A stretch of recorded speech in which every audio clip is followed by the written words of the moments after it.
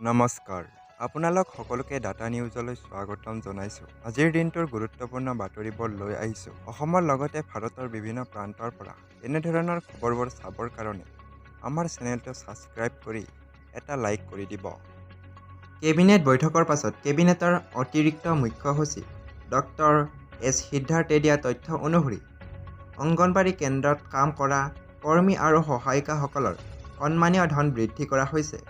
আপোনালোকে সকলোৱে জানে যে এতিয়ালৈকে অংগনবাড়ী সেৱিকাৰ ৫,৯৫০ টকা আৰু সহায়িকাক ২,৯৭৫ টকাকৈ মাহে সন্মানীয় ধন দিয়া হৈছিল।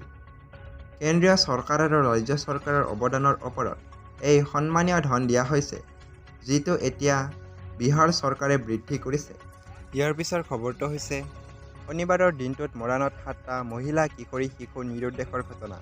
ক'ত এই ৭গৰাকী লোক?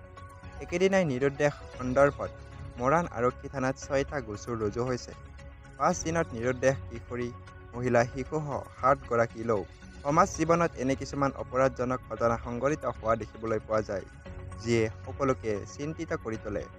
প্ৰতিদিনে সংঘটিত কিবা নহয় কিবা ঘটনাই সমাজৰ শান্তিৰ পৰিৱেশ যেন নষ্ট কৰে।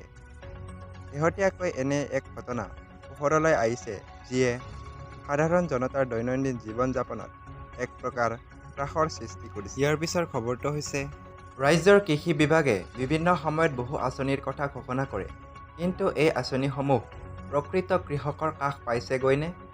কৃষি খণ্ডত সংঘটিত হৈ থকা বহু অনিয়ম আৰু দুৰ্নীতিৰ বাবে এই চৰকাৰী সা-সুবিধা লাভ কৰাৰ পৰা বঞ্চিত হৈ আহিছে কৃষকসকল।